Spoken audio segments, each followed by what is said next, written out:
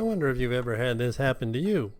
You're slumbering in your couch on a peaceful afternoon, and suddenly the dog starts to bark, and you get up to see what all the commotion is about.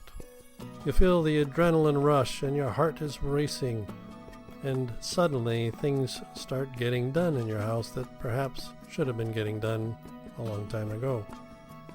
This illustration serves to show us a little bit about how Protandim works.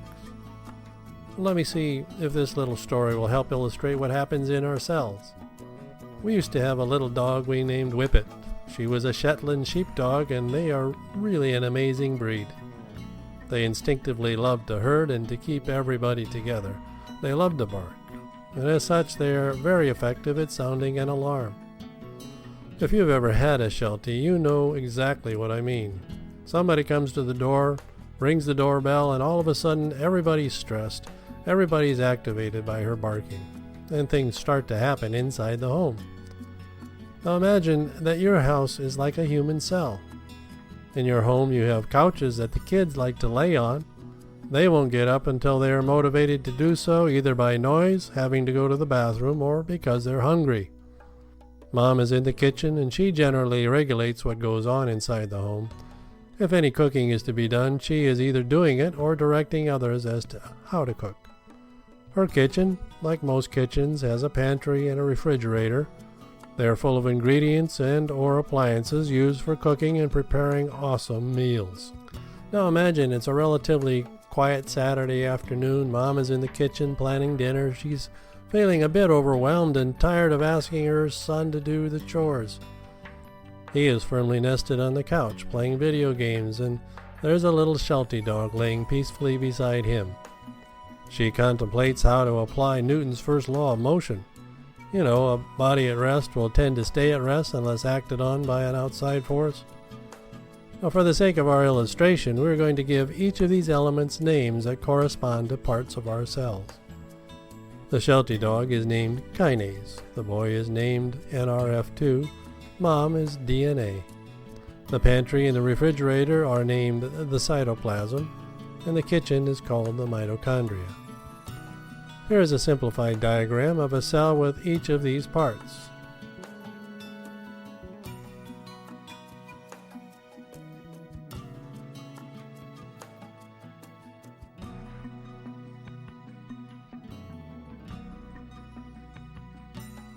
So DNA, or Dina if you prefer, really knows how to cook. You might say that she has the blueprint for growth. She's standing in the mitochondria, or the kitchen. She's retrieving things from the cytoplasm, or the refrigerator and pantry, and she prepares the food that will give the family energy. NRF2, or Nerfy if you will, is absorbed in his video game and relatively inert. Kinase, the Sheltie dog, is dormant at his side but always alert.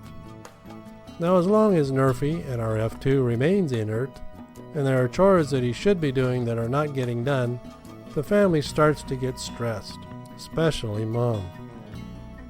In fact, there's so much to do that Nerfy just felt overwhelmed, and so he just doesn't even bother. As a result, the garbage that he is supposed to be removing is piling up. His room is a mess, his homework isn't done, his grades are failing. The family is stressed. Suddenly, the doorbell rings, and instantly Kinase races to the door, barking. This jolts NRF2, Nerfy, and he makes him get off the couch. He goes to see what the commotion is, and he tries to quiet Kinase down. In the process, he wanders into the kitchen, or the mitochondria. His mom gets the bright idea that she's going to offer to make him some cookies, providing he gets his chores done. Suddenly, Nerfy gets active. He starts vacuuming floors, getting ingredients, removing garbage, and generally getting things done. He's throwing all the switches. His mom teaches him how to make the cookies. He eats them, gets happy and productive, and now there's a lot less stress in the home. This is sort of how Protandim works. Protandim is the doorbell ringer. It's an NRF2 activator. And it does it by making a change to kinase, and in turn makes a change to NRF2 and gets it moving. Once that NRF2 gets into the mitochondria, it starts throwing switches that modulate gene expression.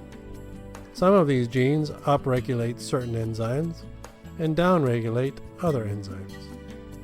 This starts the process of cleaning up the overload of free radicals stressing the body. One of the enzymes that gets upregulated is called superoxide dismutase, or SOD. It is a powerful antioxidant that scoops up free radicals at a ratio of 1 million per second.